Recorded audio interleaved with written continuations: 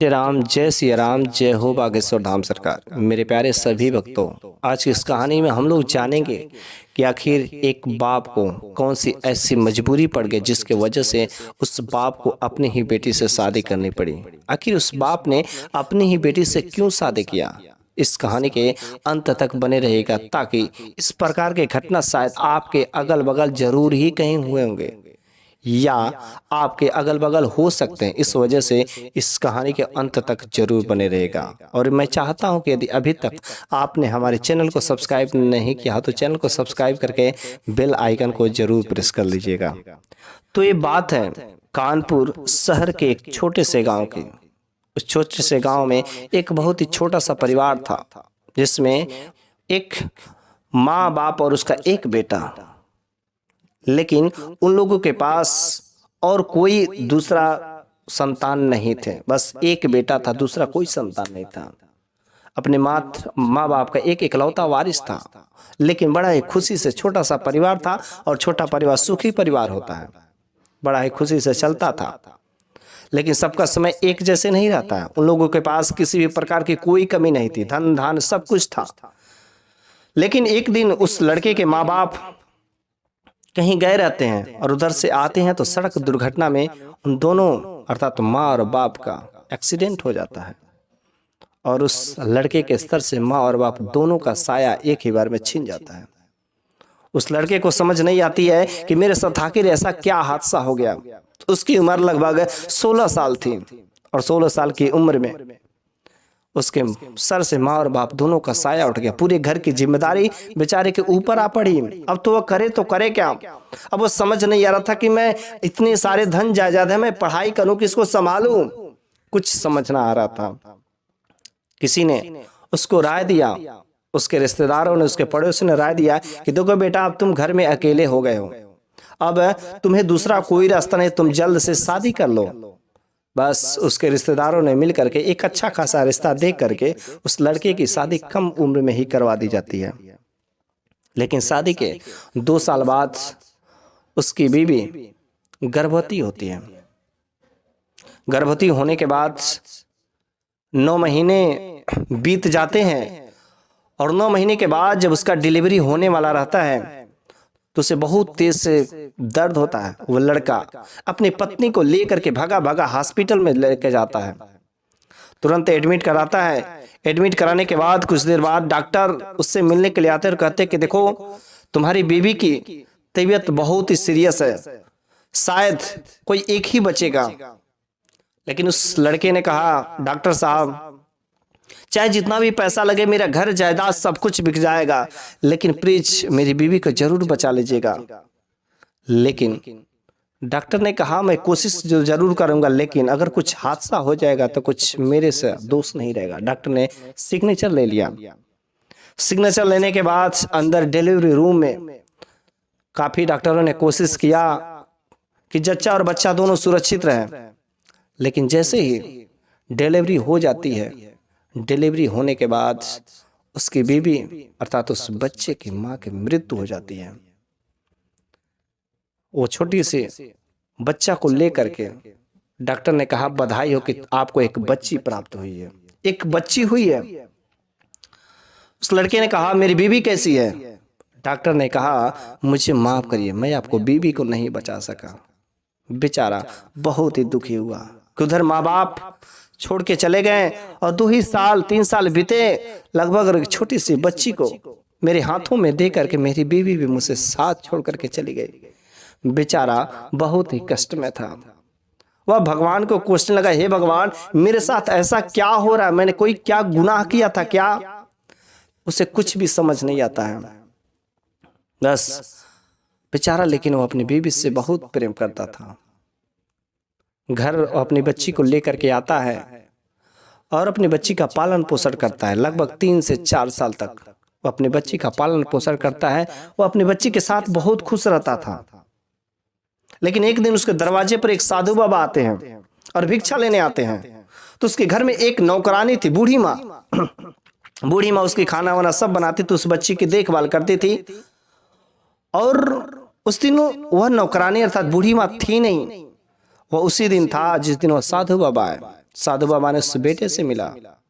बेटा ने साधु बाबा को बड़ी अच्छे से खातिरदारी की, खाना खिलाया, भोजन और अच्छे से दान पुण्य दे करके विदा करना चाहा। लेकिन साधु बाबा ने कहा, बेटा तुमने मेरी बहुत ही खातिरदारी की, बहुत ही सेवा की, मैं तुमसे बहुत ही प्रसन्न हूँ, लेकिन तुम्हारे साथ कुछ गड़बड़ हो रहा है। यदि बोलो तो मैं तुमसे कुछ बोलना चाहता हूँ। उस लड़के ने कहा, साधु बाबा इसमें देर किस बात की, कौन नहीं अपने बारे में जानना चाहता, बताइए ना जल्दी। साधु बाबा ने कहा, तुम्हारे माँ बाप की तो साया छत से उठी गई है, तुम्हारी बीवी भी साथ छोड़ के चली गई, और जो तुम्हारी बेटी है, फ्यूचर में, भविष्य में तुम अपनी बेटी से ही शादी करोगे। जैसे ही वो लड़का कहता है कि मैं अपनी बेटी से शादी करूंगा, ये कैसे हो सकता है, मैं इस बात को नहीं मानता, एक बाप अपनी बेटी से कभी नहीं शादी कर सकता है। वो लड़का कहता है कि नहीं नहीं, मैं ऐसा हरगिज नहीं होने दूंगा कि मैं अपनी बेटी से शादी करूं। वो साधु कह करके चला जाता है, लेकिन ये सोचता है कि अगर मैं अपनी बेटी से शादी करूंगा तो लोग क्या कहेंगे, इस समाज क्या कहेगा, उससे अच्छा तो मैं मर ही जाऊं। फाइनली उसके दिमाग में एक विचार आता, क्यों ना अपनी छोटी सी बेटी को कहीं जंगल में छोड़ देते हैं, वहां पर शायद कोई पा जाएगा तो सही रहेगा, किसी बुढ़िया कोई बूढ़ा बुजुर्ग पा जाएगा तो पा जाएगा, नहीं तो कोई जानवर खा जाएगा। क्या करे, जैसे मेरे माँ बाप छोड़ दिए, पत्नी छोड़ दी, वैसे बेटी को भी त्यागना पड़ेगा। बेचारा रात का समय छोटी सी बच्ची को लेकर के वह दूर एक जंगल में जाता है, और उस जंगल में इकलौती वह छोटी सी बच्ची को छोड़ के चला आता है। छोड़ के जब चला आता है, वह बच्ची छोटी सी रोने लगती है।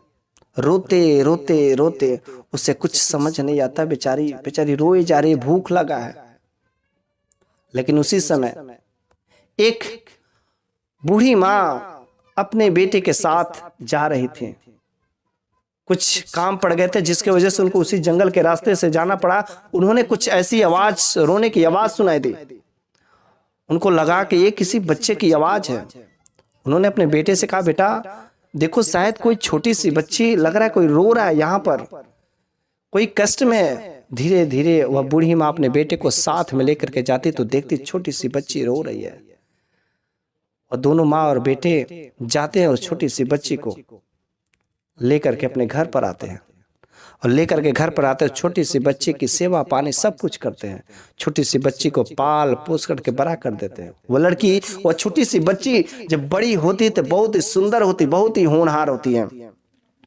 उधर उसका बेटा भी, जो बूढ़ी माँ थी, उसका बेटा बाहर चला जाता है कमाने, और वह लड़की उस बूढ़ी माँ की सब कुछ खातिरदारी करती थी। वो लड़की बड़ी हो गई।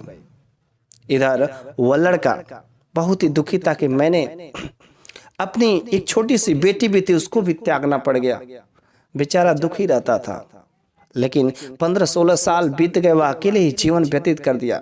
उसके घर में जो बूढ़ी नौकरानी थी, उसने कहा कि बेटा तुम कब तक अकेले जीवन व्यतीत करोगे, क्यों ना तुम फिर से दूसरी शादी कर लेते। उसने कहा, नहीं नहीं, मैंने एक ही बार शादी करूंगा, दोबारा नहीं शादी कर सकता, लोग क्या कहेंगे। उस बूढ़ी माँ ने कहा कि आखिर लोग क्या कहेंगे, तुम्हारा देखभाल करने वाला सब कुछ तो कोई हो जाएगा। कहीं ना कहीं यह बात उसके दिमाग में चल गई। और एक दिन वह लड़का कहीं जा रहा था, लेकिन अचानक उसके गाड़ी में कुछ खराबी हो जाती है, एक्सीडेंट हो जाता है और वह गिर जाता है। काफी चोट लग जाती है। तब तक उसी रास्ते से वह लड़की, जिस लड़की को वह जंगल में छोड़ा था, उस बूढ़ी माँ के घर की जो सेवा करती थी, वह लड़की उसी रास्ते से जाती है तो देखती है कोई आदमी यहाँ पर गिरा पड़ा है। उसकी खातिरदारी करके अपने घर पर ले जाती है। वहां पर उसकी खूब सेवा पानी करती है जब तक वह ठीक ना हो जाता, क्योंकि काफी उसे चोट लग जाती है। उस बूढ़ी माँ ने कहा कि बेटा तुम आखिर इधर क्या करने के लिए जा रहे थे, आखिर कैसे घटना घट गया। उस आदमी ने कहा कि माँ मैं तो इधर जा रहा था कुछ काम करने के लिए, लेकिन सड़क दुर्घटना हो गई, मुझके साथ कुछ पता नहीं कि बहुत ही अजीब कुछ बातें ही हो रही है। वो लड़की उसका हमेशा अच्छे से ख्याल रखती थी, क्योंकि उसकी बेटी ही थी, लेकिन उसको नहीं पता था। बस हुआ क्या, धीरे धीरे जैसे जैसे वो इतना उनका सेवा पानी करती थी कि जब तक वो अच्छे से ठीक नहीं हो गए, लेकिन कुछ समय सेवा पानी करने के बाद उसी का उस पर दिल आ जाता है, अच्छी लगने लगती है और वह उस बूढ़ी माँ के सामने प्रस्ताव रख देता है कि हे बूढ़ी माँ, यदि आप से मैं कुछ कहूँ तो आप बुरा नहीं न मानेंगे। उस बूढ़ी माँ ने कहा, बेटा कहो, जो चाहे वो कह सकते हो। उसके बाद से उस लड़के ने बोला कि हे बूढ़ी माँ, आपकी जो लड़की है ये मेरी बहुत खातिरदारी की है और मैं इसको पसंद करने लगा हूँ, मेरे को बहुत अच्छी लग रही है। यदि आप बुरा न माने तो आप मेरा इसके साथ विवाह करवा दीजिए। बूढ़ी माँ ने कहा, बेटा अगर तुम राजी हो तो मैं करवा सकती हूँ। वह बूढ़ी माँ राजी हो जाती है और उसके बाद उस लड़की की शादी उसके साथ हो जाती है और लड़की दुल्हन बन करके फिर से अपने घर पर चली आती है। घर पर आने के बाद उसने पूछा अपनी बीबी से कि बताओ तुम्हारे माँ बाप कौन है। उस लड़की ने कहा कि मेरे माँ बाप का तो नहीं पता है, लेकिन मेरी बूढ़ी माँ जो थी वह मेरे को जंगल में पाई थी। इस जंगल में इतने दिन को ऐसे ऐसे कंडीशन में, जैसे वह ऐसा बताता है वह बिल्कुल ही अचंभित रह जाता है और वह कहता है, करी ये तो मेरी ही बेटी है और साधु बाबा ने जैसा कहा था सत्य बात है और मेरे को आज देखो अपनी ही बेटी से शादी करनी पड़ गई। लेकिन करे तो करे क्या, अब तो शादी हो ही गई है। चूंकि उम्र का तो डिफरेंस था, लेकिन वह गरीब थी जिसके वजह से इसके साथ में शादी हो गई। तो इसलिए कहा जाता है कि जिसके भाग्य में जो लिखा रहता है वह भाग्य का कभी कोई मिटा नहीं सकता है। यदि आपके भाग्य में जो कुछ भी लगा रहे, जिस स्थिति में लिखा रहेगा, जिस स्थिति में मरना रहेगा, जिस स्थिति को भोगना रहेगा, हर चीज जैसा लिखना रहेगा उससा लिखा गया है। आपको कुछ करने की जरूरत है, घूम फिर कर वह काम होगा, लेकिन आपको अपने कर्मों पर भरोसा जरूर रखना चाहिए। आपका विवाह किसके साथ होगा, कितनी बार होगा, सब कुछ ऑलरेडी लिखा चुका है। बस आप अपने कर्मों पर भरोसा रखिए।